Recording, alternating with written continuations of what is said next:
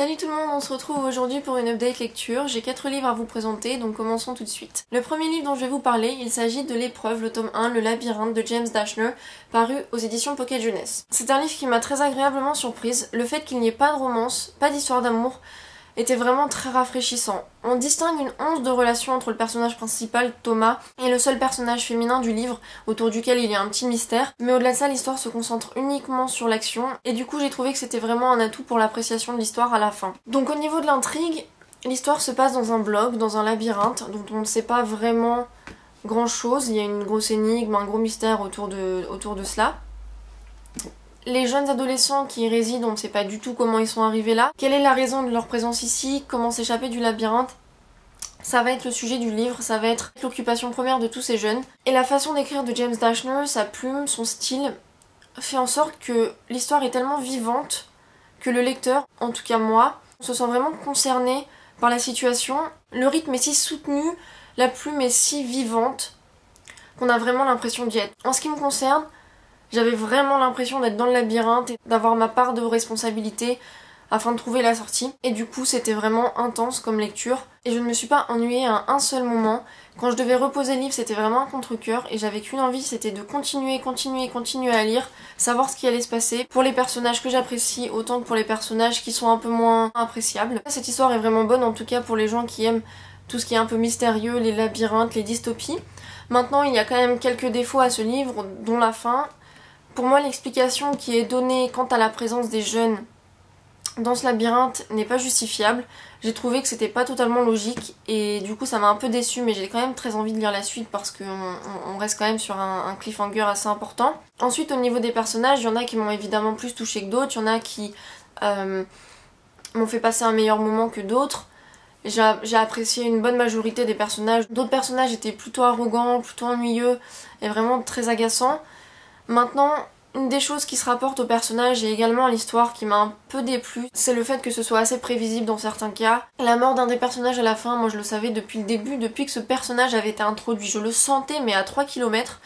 Et du coup c'est vrai que bon, en plus c'est un personnage que j'aimais vraiment. Donc j'aurais aimé quand même être surprise et me dire qu'en fait finalement non, il était pas mort. Mais bon, encore une fois c'est quelque chose dans la lecture jeunesse où on ne peut pas vraiment passer à côté. Il y a très peu de livres qui ne sont pas vraiment prévisibles. À part le bémol de la fin et en ce qui concerne le fait que ce soit trop prévisible, j'ai vraiment bien accroché à cette histoire. Et je ne manquerai pas de lire la suite parce que je pense que ça peut être très très bon. Après, d'après ce que j'ai pu comprendre sur les chaînes anglo-américaines, le deuxième est très bon et le troisième est un peu moins bon. Donc on verra bien comment se conclura la trilogie. Ensuite, j'ai lu Nos étoiles contraires de John Green, qui comme vous le savez est un livre très apprécié sur la blogosphère anglo-américaine et sur la blogosphère française. Je l'ai lu un peu après tout le monde et j'avais peur d'être déçue parce que les avis ont été vraiment très positifs. Mais comme j'avais adoré Qui es-tu Alaska et que tout le monde disait que l'émotion était d'autant plus forte dans Nos étoiles contraires, je me suis dit qu'on ne pouvait pas foncer dans le mur. Ce livre a été pour moi aussi un coup de cœur au final. J'avais peur de ne pas être aussi émue que les autres. J'ai beaucoup rigolé au début du livre, j'ai trouvé que l'humour était exceptionnel. J'adore tout ce qui est sarcasme, humour noir et ironie. Et les personnages principaux, donc Augustus et Hazel, le manient avec perfection. Mais c'est vrai qu'au début, je n'ai pas pleuré du tout. Il a fallu attendre les 100 dernières pages pour que les larmes coulent à flot. Maintenant, c'est pas un défaut pour moi, je suis contente d'avoir ri pendant cette première partie du livre et que j'ai pleuré pendant cette dernière partie du livre. Au niveau de l'histoire, je pense que tout le monde le sait, donc on a affaire à des jeunes adolescents qui sont victimes de maladies comme le cancer. Les personnages principaux sont Hazel et Augustus qui vont tomber amoureux l'un de l'autre alors qu'ils se savent condamnés. Et c'est tellement beau à lire parce que c'est une belle leçon de vie pour les gens qui ne sont pas forcément voués à mourir dans l'instant et qui ne savent pas profiter de la vie, parce que c'est exactement ce que John Green ici tente de nous faire comprendre, c'est que la vie elle va s'arrêter quoi qu'il arrive et que si on ne peut pas profiter de ce qu'on a maintenant, c'est vraiment dommage et complètement idiot. C'est un livre qui m'a beaucoup fait réfléchir et j'ai trouvé que la plume de l'auteur ajoutait énormément à cette émotion parce que John Green a un style bien particulier, on reconnaîtrait son écriture entre mille et c'est vrai qu'il apporte énormément avec sa fraîcheur et en même temps c'est morales qu'on ressent tout au long du livre. Les adolescents et l'auteur nous font également voyager puisque l'histoire se passe à un moment à Amsterdam. Beaucoup d'humour et de déception sont liés à ce voyage en particulier et j'ai trouvé que ça apportait énormément au roman également la présence d'un auteur, Peter Van Houten, qui va être un petit peu l'élément déclencheur dans la relation entre Augustus et Hazel, bien que leur désir et leur attraction se soit confirmée bien plus tôt. Mais grâce à cet auteur, Augustus va prouver beaucoup d'amour à Isolde, ce qui va évidemment nous faire craquer, nous. Les filles et même les garçons, je pense qu'ils pourraient être très émus et très touchés par ses attentions. Isolde aussi est un personnage très attachant, comme je vous l'ai dit, elle manie l'humour avec brio et du coup moi j'ai vraiment accroché à son personnage. Je me suis un peu identifiée à elle, même si effectivement sa situation est totalement différente de la mienne et c'est vrai qu'un personnage malade, un personnage qui a le cancer, un adolescent qui est victime d'une maladie, aura peut-être plus de facilité à s'identifier qu'un adolescent ou une personne qui n'est pas victime de problèmes de ce genre-là. Mais son récit est vraiment émouvant, quelle que soit la nature de la personne qui lit ce livre. Il y a également beaucoup d'émotions autour des parents, puisque, comme on peut l'imaginer, perdre un enfant, c'est une épreuve très difficile. Et c'est vrai qu'on éprouve beaucoup de compassion pour ces parents qui vont devoir dire au revoir à leur enfant alors que c'est pas dans l'ordre des choses. Vous connaissez l'expression « il faut le voir pour le croire ». Et bien pour ce livre, c'est il faut le lire pour le comprendre. J'aurai jamais les bons mots pour décrire à quel point ce livre est émouvant et bouleversant, et je ne peux que le conseiller parce que c'est une belle leçon de vie et qu'on a vraiment affaire à des personnages géniaux, et on ne peut vraiment pas s'ennuyer dans ce livre, on ne peut vraiment pas passer à côté, donc n'hésitez plus et allez le lire. J'ai ensuite lu The Prince de Kiera Cass, donc qui est une nouvelle du point de vue du prince Maxon qui se situe au moment de la sélection. La nouvelle est très courte, 50 pages, donc elle ne vaut pas vraiment son prix, 6,50 € c'est un peu abusé. Mais il est vrai que si vous pouvez vous la procurer gratuitement ou grâce à un ami ou quelque chose comme ça, je vous conseille de ne pas passer à côté parce que le prince Maxon est un personnage absolument adorable. Moi j'ai vraiment adoré passer ce moment avec lui.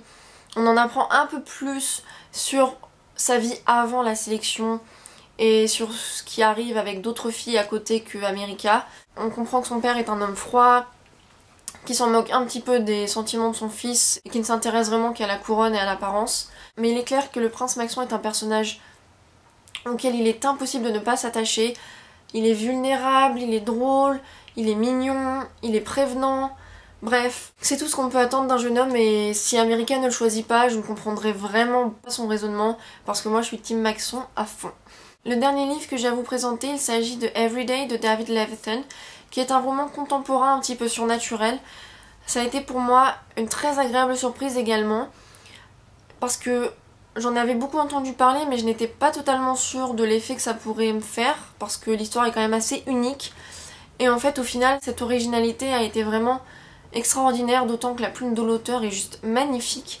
Je ne peux que conseiller un de ses livres. Bon, pour l'instant, c'est le seul que j'ai lu, mais j'ai vraiment très envie de le connaître un peu plus. Donc l'histoire, c'est A, un individu qui se réveille tous les matins dans un corps différent et qui tombe un jour amoureux de la petite amie d'un des personnages dans lequel il se réveille, qui s'appelle Rhiannon. Et du coup l'enjeu ça va être comment aimer, comment apprendre à être avec quelqu'un quand on se réveille dans un corps différent, comment partager des moments d'intimité quand on utilise le corps de quelqu'un et qu'on n'est pas forcément tout le temps le sexe opposé.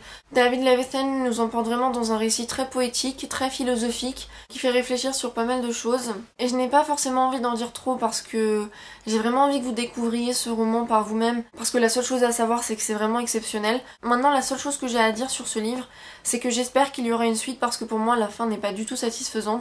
Dans le sens où c'est pas du tout ce que je voulais, c'est pas du tout la fin que j'attendais.